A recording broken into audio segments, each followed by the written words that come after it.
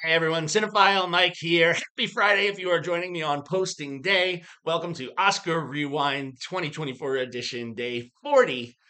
My look back of biweekly videos where I look at the work of this past year's nominees and winners at the Oscars.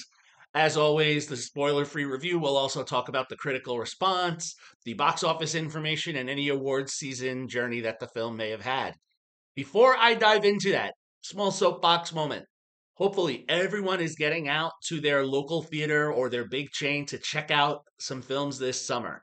There have been some great films this summer, and there's something for everyone. There's indie, there's romance, there's drama, there's horror, there's action, there's rom com.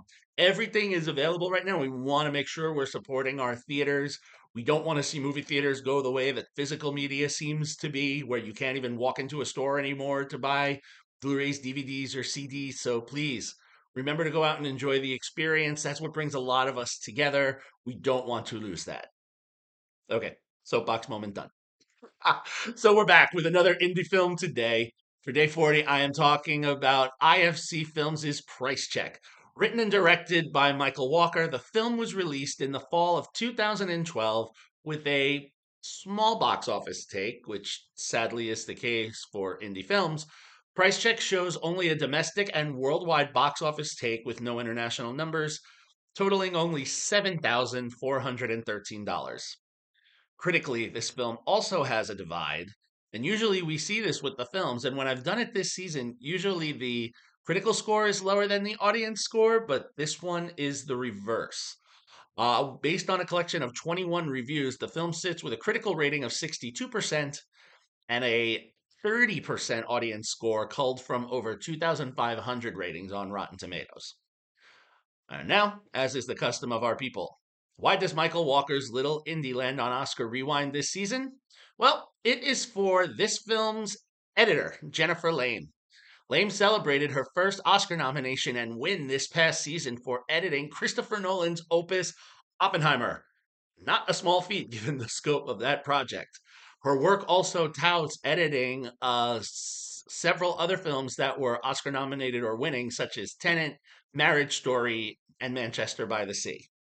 However, Price Check marks her first feature film editing job alongside fellow editor Michael Taylor, save a few indie films. The film itself, as for its award season history, there's none for me to report on. As per IMDb, this film had no awards nominations, save the reference to it premiering at the Sundance Film Festival in 2012. According to IMDb, there was one pop up where a critic referenced that it was great to see Parker Posey nominated for an Independent Spirit Award for this role, but digging into those, that seemed to be a falsity. There was no nomination for Parker Posey that year for Price Check. But again, it's not about on Rewind the nominations or awards these films win, but it's about looking at the work that was done on them. Sometimes there's some hidden gems, sometimes there's not. Let's see where Price Check falls.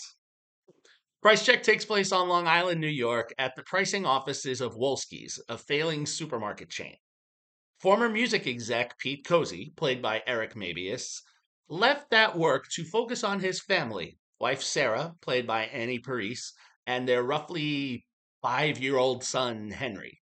And he's happy in his job because he doesn't have to spend long hours, late nights, weekends away from his family. He has the time to focus on this. He didn't want to be promoted, although he was happy that he got a raise before his boss, Jim, leaves the company. So, he turned down a promotion. He was happy for the money. But then here we go, stepping in this brand new boss. High energy, fast talking Susan Felders, a former LA native played by the ever enjoyably and enthusiastic Parker Posey. Susan comes in like a tornado to clean things up, and she quickly takes a liking to Pete and begins to ingratiate herself into Pete's family, befriending Sarah, inviting herself to Henry's nursery school, elementary school Halloween party. And she promotes Pete to vice president, which now under Susan's leadership, he's willing to take, which he wasn't under the former boss. There's a slight fascination and awe of her, and thus begins the journey and the collaboration of Pete and Susan as they attempt to turn Wolski's around. However, with the perks and the new responsibilities, comes the downside, and these new job responsibilities begin to take a toll on Pete's life and his family. The more deeply he gets involved with the job and with Susan, it's less time for his wife and son. And we see that other intentions and interests by people may be at play here that are not as honorable as they seem. And when things begin to take some turns on a fateful business trip to Los Angeles for Pete, circumstances will never be the same. And as it usually does, the truth will out. Now, it almost sounds like I'm setting up a thriller here, but this isn't the case. This is a dark comedy. At least it's trying to be, but the tone gets a bit muddled. In the writing, it is somewhat clear that Walker is shooting for this, and this kind of speaks to Lame's editing. She shoots this with the effectiveness almost like a multicam sitcom, with a lot of rapid cuts and mixing the variety of cinematographer Sam Chase's footage. The film flows nicely, but where it falls apart is in the performances, so you have to say a little bit that's the directing as well. Now, as she usually is, Parker Posey is excellent in her larger than life approach, which she's done in the Christopher Guest films and most of her repertoire, which works very well based for the style of script that we have here. But the rest of the cast seems to be more in a drama and don't match her energy. And as a result, we kind of end up with a bit of a sorted mess. In addition to the cast of Posey and Mabius, there's a strong comedic backbone to this team. You have Josh Pais, Amy Schumer, Cheyenne Jackson, and Edward Herman, who are known for comedic chops, but they seem to tone it down and don't buy into the absurdity of what Walker is putting on the screen in the same way that Posey is. The film only really shines when she is taking us on the journey, which thankfully is the majority as the film's lead. Now, you might think, well, okay, if she's the one that's different from everyone else, isn't she the problem? Don't really feel that's the case because of the script and the plot that we're getting here. Walker, in his second feature film, which came 12 years after his first, 2000's Chasing Sleep, has a unique writing style, but can't seem to communicate that to the cast. Her manic energy here works for the plot of this, such as she did in films like House of Yes and Josie and the Pussycats.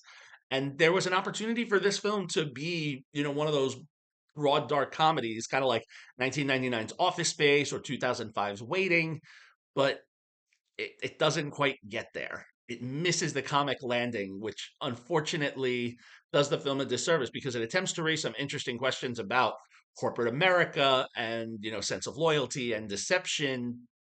So it's that. So for me, Price Check is only a two-star film with potential that is yet to be met. Though Posey's performance is five-star in a two-star film. There are some laughs and clever topics presented, and for those who like workplace comedies, you may find some enjoyment with this, especially quite entertaining in the middle chunk of the film. And if you're a Parker Posey fan, this one is definitely one to check out. But as you can see, I kind of land in the vicinity of my fellow critics on Rotten Tomatoes with the 8%. Or rather the 40%. If you would like to watch Price Check, as of this recording and posting, it is streaming ad-free on Plex TV.